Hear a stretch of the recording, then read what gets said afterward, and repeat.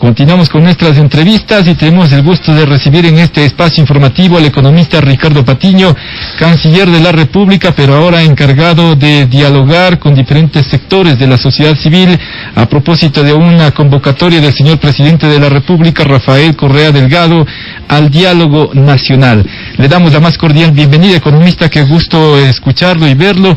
Bienvenido, buenos días. A usted, buen día, qué gusto estar aquí también en esta radio que tiene una sintonía tan alta por todos lados que voy. Le pregunto a la gente, ¿y ustedes qué radio escuchan? Y me dicen que escuchan Radio América. Yo solamente para saber el nivel de sintonía en la calle, y efectivamente es muy alto. Así es que, bueno, debe ser por un nivel de objetividad, de tratar las cosas también con democracia y con un espíritu de construcción. Así es que estoy contento de estar aquí otra vez. Me alargué mucho en el saludo inicial y saludos a los radioescuchas.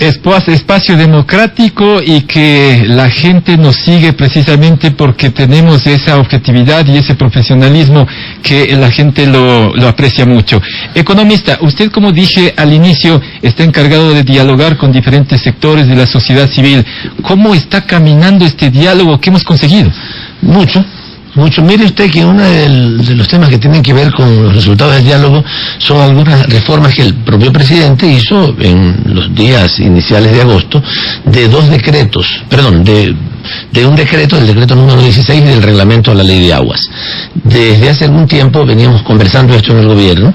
El decreto número 16 que firmó el presidente hace algunos años atrás, que tiene el objetivo de hacer un registro de las organizaciones sociales que existen en el país, para evitar también infiltraciones de organismos especializados en derrocar dictaduras de parte de otros gobiernos que ya lo conocemos en toda la historia de nuestros países, y también evitar que cualquier persona venga desde el extranjero a hacer al país lo que le da la gana, sino que haya un nivel de respeto por nuestro país, por el tipo de cooperación que nosotros queremos hacer. Se emitió el decreto número 16 entonces para el registro de organizaciones sociales, de fundaciones extranjeras también.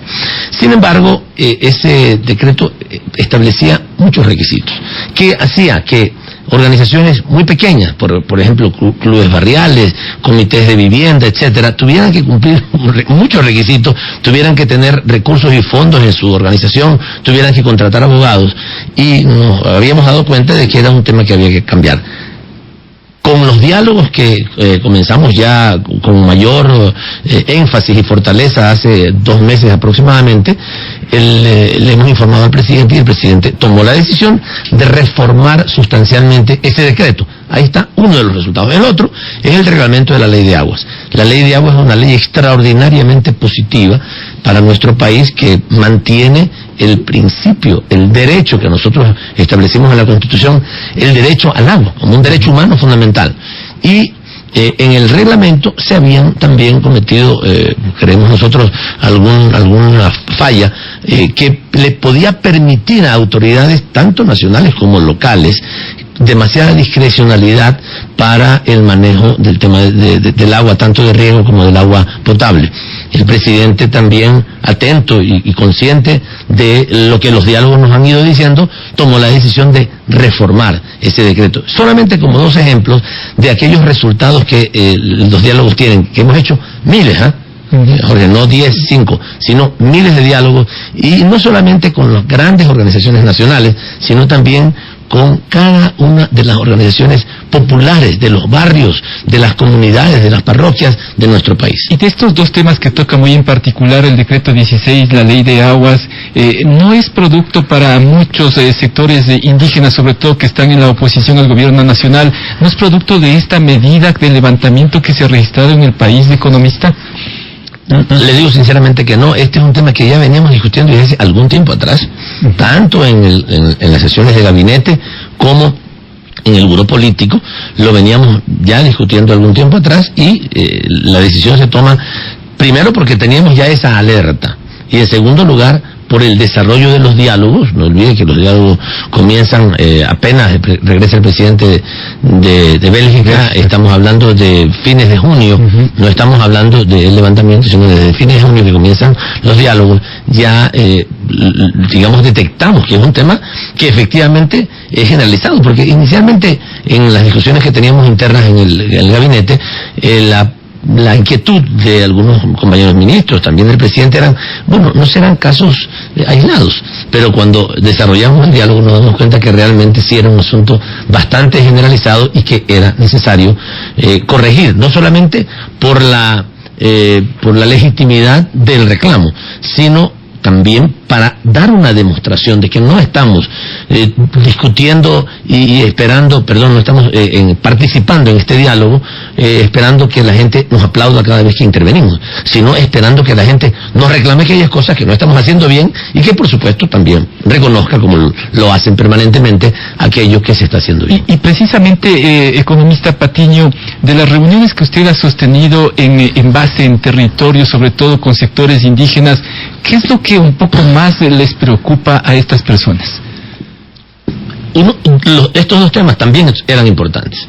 Ya dejan de ser importantes porque están solucionados. Claro. Pero uno de los temas que más permanentemente surge también es el que tiene que ver con la educación bilingüe intercultural. Ahí hay que decir algo, ¿no? La educación bilingüe intercultural había sido prácticamente entregada a la CONAIE desde antes de nuestro gobierno. Ellos lo manejaban. Ellos lo manejaban. Y esto generaba una especie de monopolio respecto al tema. El Estado ecuatoriano debe reconocer a las organizaciones sociales, por supuesto, pero no puede perder o entregar la potestad del manejo de la educación. La rectoría educativa, dice. Así es, a ellos, ¿no?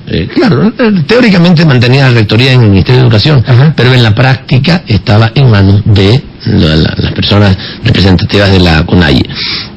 Si es que, a ver, veamos, por sí eso no está bien, o sea, no está bien porque también existen muchas otras organizaciones indígenas respetables, como la CONAIE, aunque la CONAIE ha perdido un poquito de respeto por la violencia que ha utilizado, que no la ha hecho directamente, porque yo debo decirle que en Quito yo no vi a ningún indígena tirándole piedras a los policías, sino a la gente del ex MPD. Pero bueno, dejemos por ahora de lado eso y solamente decir que, por principio, esa responsabilidad no puede cederla el gobierno a una institución. Entonces, allí hay un problema, porque claro, las organizaciones de la CONAIE reclaman que les hayan quitado el manejo de la educación intercultural bilingüe. Otras organizaciones campesinas o indígenas, en cambio, dicen, bueno, está bien que no haya ese monopolio, que todos podamos ser profesores, que todos podamos tener algún nivel de participación y de influencia sobre la educación. Pero el problema, Jorge, principal, perdóname un segundo, el problema principal es el tema de la calidad.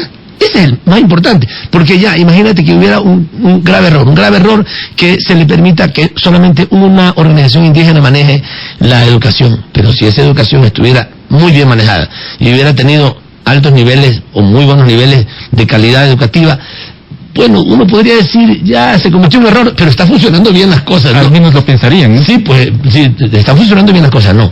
Lamentablemente, la educación intercultural bilingüe tenía muy baja calidad.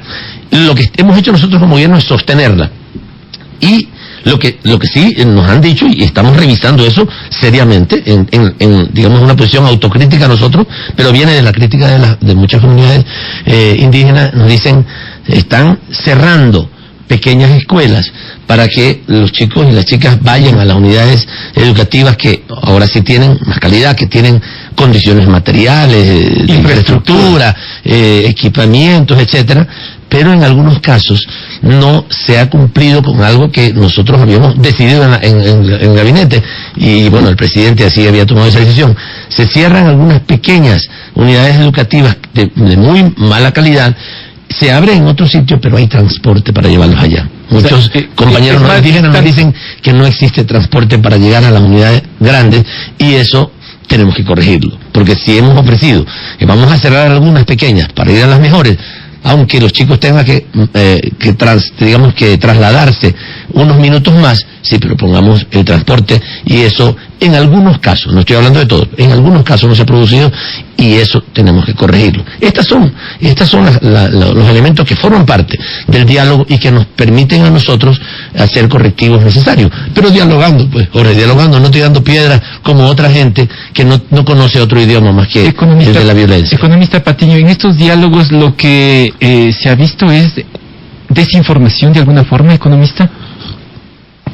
Sí, también hay una preocupación. Alguna gente, aunque te digo sinceramente, hasta ahora no he, más que de manera muy esporádica, he escuchado preocupación de la gente por el tema de la ley de herencias. O sea, sinceramente. Que eso fue una especie de detonante, ¿no? Así es, sí, fue un punto de confusión, digamos, amplia, porque hay que reconocer que nosotros fallamos en tener capacidad de una reacción comunicacional y política quiero decir, por un trabajo de base que nos permitiera no solamente hacerlo a través de los grandes medios o medianos medios de comunicación, sino también directamente con nuestra militancia. Esto faltó. Y entonces se produjo una confusión.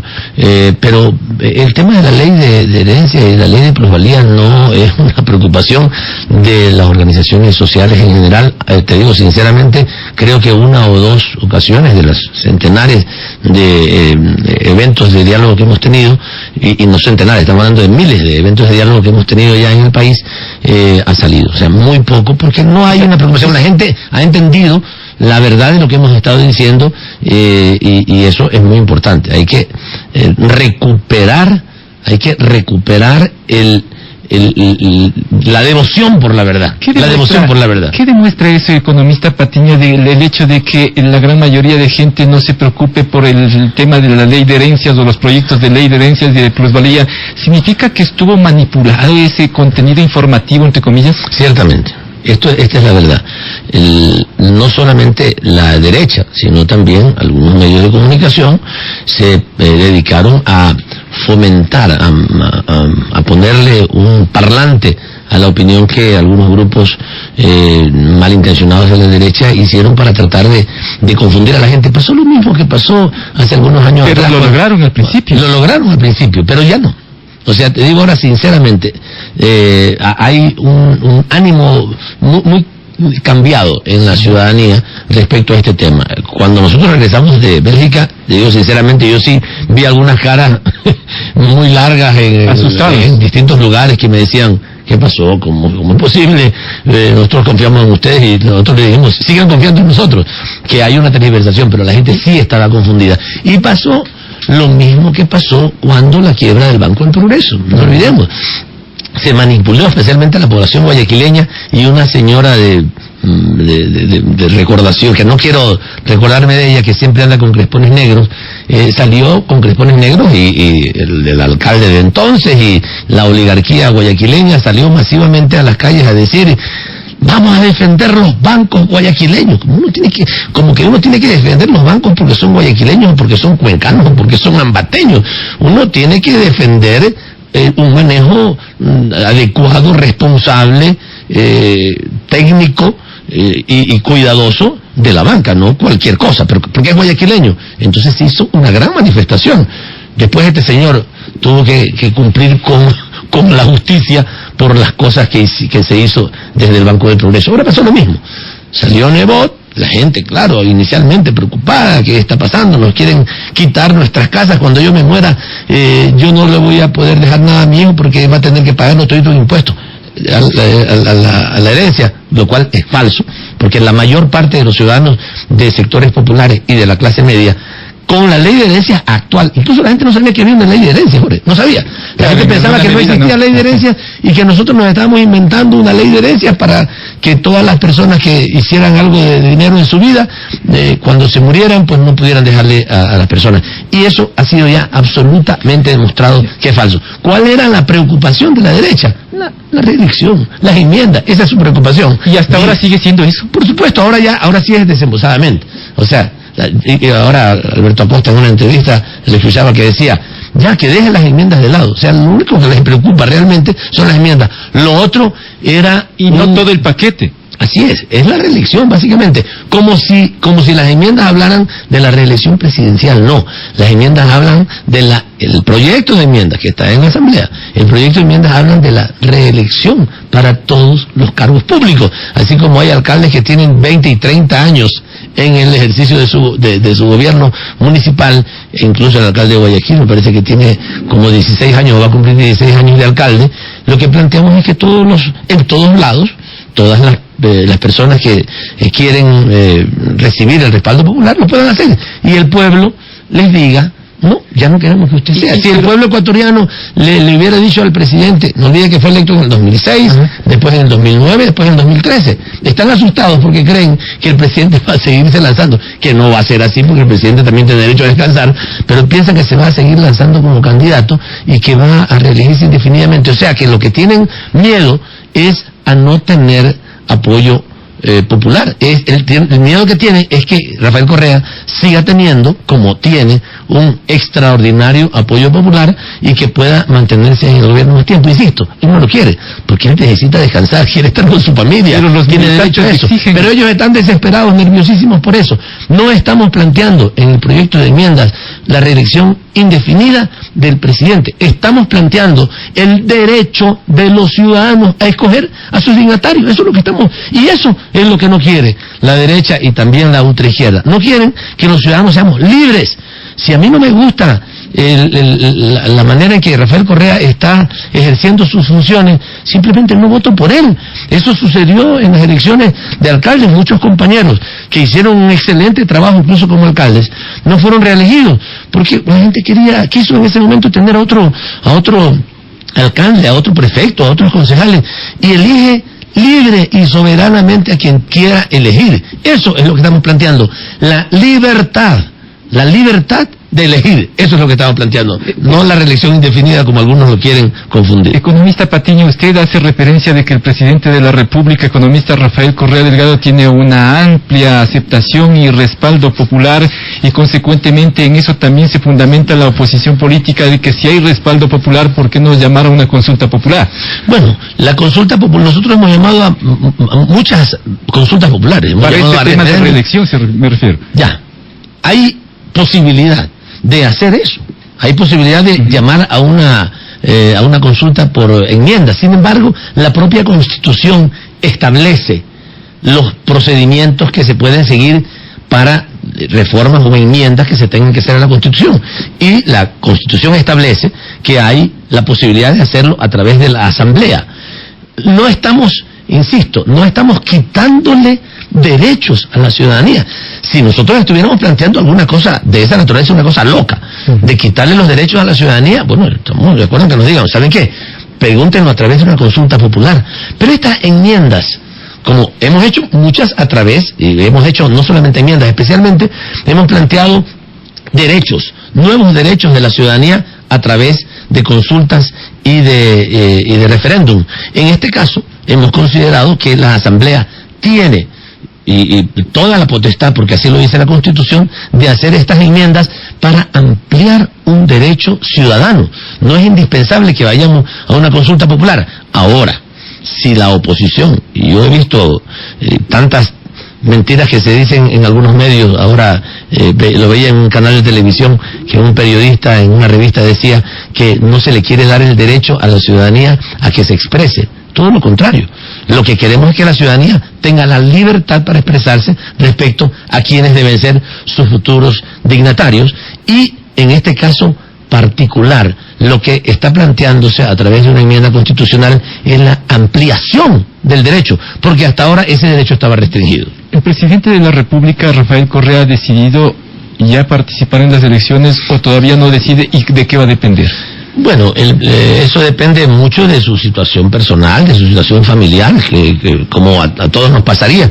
Como si yo le preguntara a usted, bueno, usted se quisiera quedar trabajando en la radio toda su vida, bueno, usted podría decirme, ¿saben qué? A cierto tiempo yo quisiera ir a descansar, porque este trabajo de madrugar todos los días sin parar puede cansar, cansa. Por supuesto que el presidente está cansado de un trabajo tan denodado como el que él nos ha demostrado durante este tiempo, y él ha planteado claramente, lo digo porque lo ha dicho públicamente, si no podría estar cometiendo una indiscreción de mi parte, pero él lo ha dicho públicamente. Yo creo que, él ya lo ha dicho, creo que es tiempo de que vengan otros compañeros o compañeras a asumir la conducción del Estado, y yo tengo también derecho y deseo de poder compartir un poco más de tiempo con mi familia después de estos 10 años de trabajo incansable. Pero, aunque él dice que, bueno, no hay que decir incansable porque él sí se cansa, pero supera el cansancio. Pero esa es una cosa. Ahora, depende también de la situación política, porque el presidente ha dicho, queremos y tenemos que preservar este proyecto político. Si la situación política nos hace pensar que otra candidatura de nuestro mismo movimiento tiene la posibilidad cierta de triunfar en las elecciones del 2017, vamos con esa candidatura. ¿Qué podría ser Lenín Moreno? Podría ser Lenín Moreno, es uno de los nombres que hemos considerado. Es un líder realmente extraordinario, lo demostró en sus funciones como vicepresidente de la República y ahora como representante de las Naciones Unidas, del secretario general de las Naciones Unidas para temas mundiales de discapacidad en el mundo. Así es que es un hombre extraordinario. Pero hay también otras personas, yo no quiero mencionar ningún nombre, solamente hago referencia al que usted ha mencionado porque usted lo mencionó, y yo creo que el pueblo ecuatoriano además tiene la mejor opinión, y con toda razón, de un hombre tan, pero tan brillante y tan entregado como Lenín Moreno. Él es uno de los nombres, pero también podrían haber algunos otros nombres. Eso hay que verlo en el camino, hay que verlo el próximo año, cómo van las cosas, y en función de eso, y también el presidente ha dicho, con respeto por la organización política, también lo que decida finalmente la organización política, pero tiene mucho que ver su opinión personal respecto a su decisión, porque el movimiento puede decidir algo sobre mí, pero si yo personalmente quiero hacer otra cosa, pues tiene que respetarse también. Economista Patiño, volviendo un poco al diálogo, si bien es cierto el diálogo está planteado a nivel nacional, hay sectores que no quieren sentarse a dialogar, como la CONAIE, centrales sindicales pertenecientes al Frente Unitario de Trabajadores, y eso ha generado en este paro de actividades que se torna indefinido. ¿Cuál es un poco la visión de estos sectores desde el gobierno? Yo creo que es un error conceptual, creo que es un error histórico el que están cometiendo. Yo he trabajado con el movimiento obrero durante una gran parte de mi vida, he trabajado con el movimiento poblacional durante una gran parte de mi vida. Yo recuerdo cada vez que nosotros hacemos una manifestación, y hemos hecho muchas, y me han llevado algunas veces a la cárcel por eso, por defender los derechos de nuestro pueblo en las calles, no en una oficina. Yo recuerdo que cuando algún funcionario decía que nos quería atender, nosotros íbamos inmediatamente a ser escuchados. Eso era lo que queríamos. Ahora estos señores no quieren eso, o sea, yo no sé qué es lo que quieren. Quiero decirlo con franqueza, yo creo que algunos lo que quieren es que haya muertos, que haya personas que mueran en esta de hecho, hay grandes enfrentamientos, en esta violencia. Lo que hicieron en Morona es gravísimo, eso hay que investigarlo bien. ¿Quién motivó a esa gente, a estos compañeros Schwarz, a ejercer la violencia como la ejercieron en aquel momento? ¿Qué pasa si un policía, con todo el legítimo derecho, incluso con una situación instintiva, hubiera reaccionado y hubiera disparado? Yo no sé si ellos tenían armas, yo creo que no tenían armas. Porque se los vio al menos con lanzas. No, estoy hablando de las armas de los policías. Claro, ¿Qué pasa si un policía hubiera reaccionado y hubiera utilizado su arma, y esa arma hubiera provocado algún muerto? Imagínese la masacre que se hubiera producido. Pero esto es lo que están buscando alguna gente, lamentablemente. No buscan el diálogo, porque lo hemos dicho desde siempre. Además, nosotros estamos dialogando con nuestro pueblo toda la vida, pero lo hemos dicho, dialoguemos, conversemos, qué cambios ustedes consideran, veamos lo que se puede hacer y lo que no se puede hacer. No, ellos han dicho simplemente, no queremos dialogar, queremos que se archiven las enmiendas. Esa es realmente su preocupación, porque no tienen otra preocupación más que esa.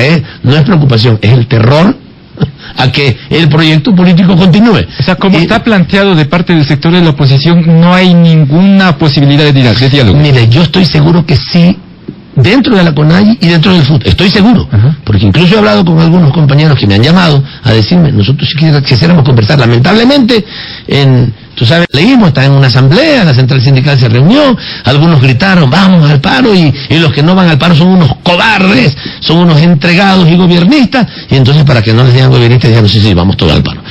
Esa es la realidad, o sea, te digo, además, ¿por qué te digo que es la realidad, Jorge? Porque nadie paró. O sea, no hay ninguna fábrica del food que hubiera parado, ninguna. La respuesta del FUD es que no fue una huelga, sino un paro. Y un paro tiene otra implicación. Ahora dicen van a la huelga nacional. Ahí sí te digo una cosa, ahí sí ya hay que estar absolutamente chiflado para decir eso. Porque técnicamente el paro es la suspensión de actividades por parte de la empresa, por parte de los empresarios. Entonces sería una locura que los dirigentes del FUD que están al frente de esto digan vamos a hacer un paro nacional, porque significa entonces que fueron a conversar con los empresarios para que pararan, porque una huelga es de los trabajadores y un paro es de los empresarios. Ellos dijeron que iban a un paro nacional, pero si dijeron que iban a un paro nacional, lo que debieron haber buscado ellos es que paralicen las actividades del país. Y anda, pregúntame, que cómo está Esmeraldas, cómo está Carchi, cómo está Manabí, cómo está Santo Domingo, cómo está Guaya, cómo están los ríos, cómo está el oro. Pero por supuesto, lo que pasa es que la información que aparece en ciertos medios te hace aparecer que el país está paralizado. Ayer incluso en la noche en Ecuavisa, y se los dije ahorita en su cara a este señor entrevistador de Ecuavisa, le dije en su cara, no estaba Pintarrote, si no le dije Artieda. Ayer en la noche salió la información de que el problema en Macas todavía no estaba solucionado y ya la gente se había regresado a Taixa. Y están en Ecuavisa, todavía no se soluciona. O sea, no ponen lo que es, sino lo que quieren. Lo que quieren, eso ponen en algunos medios de comunicación. Y entonces hacen aparecer que el país está paralizado. Pero preguntémonos a los quiteños, ¿en qué lugar está paralizado Quito? Desde el 2 de agosto hasta acá. No hay paralización. Ha habido hechos de violencia, eso es otra cosa. Pero no es que haya empresas que hayan parado, sino que hay empresas que a lo mejor en algún momento cerraron sus puertas porque estaban tirando piedras y estaba provocándose un enfrentamiento por esta gente violentista. Pero en esos reducidos lugares, el país está trabajando. Es importante el criterio del señor canciller de la República, hoy encargado de los diálogos, como es el economista Ricardo Patiño. Economista, permítame hacer una pausa chiquitita para conversar mucho más sobre temas que la ciudadanía requiere saber de una voz autorizada como es el canciller de la República. Hacemos una pausa. Continuamos con nuestro invitado, el economista Ricardo Patiño, luego de escuchar el editorial de nuestro principal, el doctor Galo Enríquez, que a propósito hace referencia a la democracia que se vive plenamente en nuestro país. Y a propósito de este tema editorial, economista, ¿la democracia estuvo o está en riesgo en nuestro país? Bueno, yo creo que por el nivel de aceptación, de simpatía que tiene nuestro pueblo por este proyecto, no está en riesgo. Pero sí hay algunos que la quieren poner en riesgo. Pero objetivamente yo creo que no está en riesgo, porque hay un pueblo que está convencido, que está de acuerdo en los cambios que se han estado produciendo. Pero yo quiero retomar las palabras de Galo Enríquez, que ha dicho cosas tan significativas, tan importantes, y nos hace acordar de lo que pasó cuando se produjo la manifestación, con la movilización, indígena desde el 2 de agosto hasta el 12 de agosto. Recordemos lo que pasó. Un grupo de 150, 200 personas, no importa que sean pocos, ciertamente quienes hablaron de un levantamiento indígena, que hayan llegado los mismos que salieron de Zamora a Quito, pues es un fracaso para ellos. Pero olvidémonos de eso. Simplemente digamos, ¿quién les obstruyó el camino? ¿Alguien les obstruyó el camino? No. Lo que tuvieron fue protección policial. Incluso a veces había hasta más policías que manifestantes. Pero eso hubo desde el 2 de agosto hasta el 12 de agosto. Mientras hay una conducta democrática de las personas, por supuesto que el gobierno nacional y este proyecto político es un proyecto que fomenta, que busca, que defiende las libertades, también defendía las libertades de estas personas que estaban en contra del gobierno, pero que tenían el derecho a manifestarse pacíficamente, y así lo hicieron, en total libertad y en democracia, porque este es un país profundamente democrático.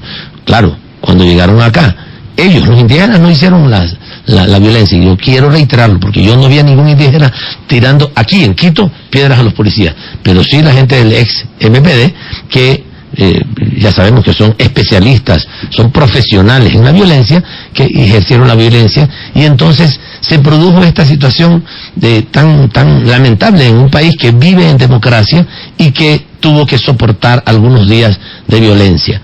Yo creo, y este llamado que hace el presidente del Consejo Editorial de la Cadena América, yo creo que es un llamado que nosotros tenemos que recoger, todos los ecuatorianos tenemos que recoger.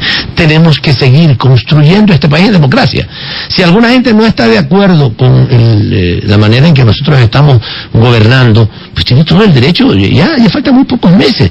Láncense a la candidatura presidencial y gánennos. Si nos ganan, pues nos iremos a la casa contentos de haber hecho nuestro trabajo durante este tiempo, y bueno, le cederemos el espacio para que venga un banquero u otro banquero, porque hay dos banqueros en la lucha, el señor Lazo y el señor Álvaro Noboa. No olvidemos que Álvaro Noboa no solamente es un millonario heredero, sino que también es un banquero, tiene el Banco del Litoral. Que venga un banquero, que venga, pues no sé, pues alguna otra, el prefecto de Azuay, que también quiere ser candidato, que venga la señora asambleísta Viteri, que parece que también está lanzándose para la candidatura, que vengan y que ganen las elecciones libremente, y nosotros pues por supuesto nos iremos a la casa, insisto, contentos de lo que habremos hecho, pero bueno, el pueblo habrá decidido otra opción. Y si no, entonces que respeten la democracia, y si el proyecto político de la Revolución Ciudadana, como suponemos que esto va a suceder, triunfa en las elecciones del 2017, respeten la decisión ciudadana y permitan que funcione, que siga funcionando la democracia. Estas son las reglas del juego democráticas. Vamos a plantear eso. Y esto no significa que en medio entre una elección y otra uno tenga que estar callado. No tiene que estar callado. Tiene todo el derecho de expresarse, de defender sus posiciones, pero en democracia, en paz y sin violencia. Economista Patiño, a propósito que tocó la marcha en Quito, se produjeron algunas detenciones, entre ellas la de una periodista franco-brasileña, Manuela Pique, que salió en libertad. ¿Qué criterio le merece esto, economista? A ver, yo no estoy en este momento en funciones de canciller y por tanto no estoy a cargo del tema. Conozco que como consecuencia de una violación a las condiciones que se había planteado para otorgarle la visa a la señora tenía una visa de intercambio cultural. Y ese día no estaba haciendo un intercambio cultural, estaba haciendo otras cosas. Entonces entiendo que el zonal, la oficina zonal de la Cancillería en Azuay, en donde seguramente a ella le dieron una visa, se la revocó. Se le negó la deportación por parte de la jueza que asumió el caso, y ahora se dice de parte de la oposición que se va a reformar la ley de extranjería para no renovarle la visa. ¿Qué de verdad hay en esto? No, por favor, ¿cómo se va a reformar la ley para no renovarle la visa? Ajá. Nosotros estamos planteando, pero eso será después de algunos meses, la elaboración, la discusión en la Asamblea Nacional, y eso además no es de ahorita, eso ya tenemos 1 o 2 años discutiendo la nueva ley de movilidad humana. Y eso además ha sido presentado por los asambleístas hace 2 meses atrás, por si acaso. No tiene nada que ver con la señora Manuela Pique. Sino hace 2 meses atrás, o algo por el estilo, los asambleístas del exterior presentaron, después de una larga discusión que se ha tenido en el país y fuera del país, una ley de movilidad humana, que está en la asamblea, está comenzando a discutirse desde hace algún tiempo atrás. No tiene nada que ver la señora Manuela Pique. No se inventen cosas.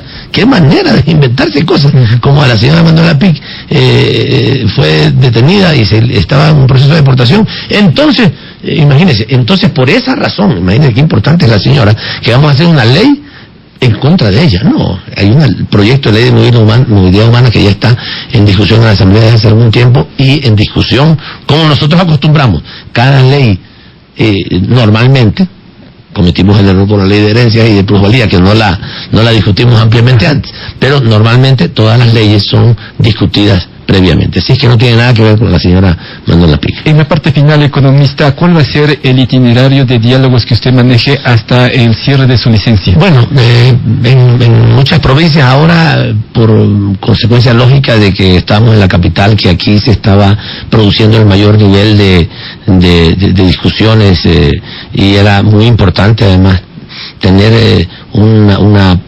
ciudadanía movilizada en este periodo, porque como decíamos hace un momento, nosotros creemos que la democracia no está en riesgo, pero hay unos que sí la quieren poner en riesgo, y por tanto hay que tener una presencia no solamente de la militancia del Movimiento País, sino de la ciudadanía, que es la que yo me he encontrado en la Plaza Grande durante todos estos días, que se moviliza por afecto, porque tiene un afecto grande por nuestro proyecto político. Le decía que en estos días ya comenzaría a estar más permanentemente en distintas provincias fuera de Pichincha. Estaré hoy en la noche en Machara, en la provincia del Oro, y también continuaré, digamos, yendo a distintos lugares, a Guayaquil, en la provincia del Guayas, a la provincia de Imbabura.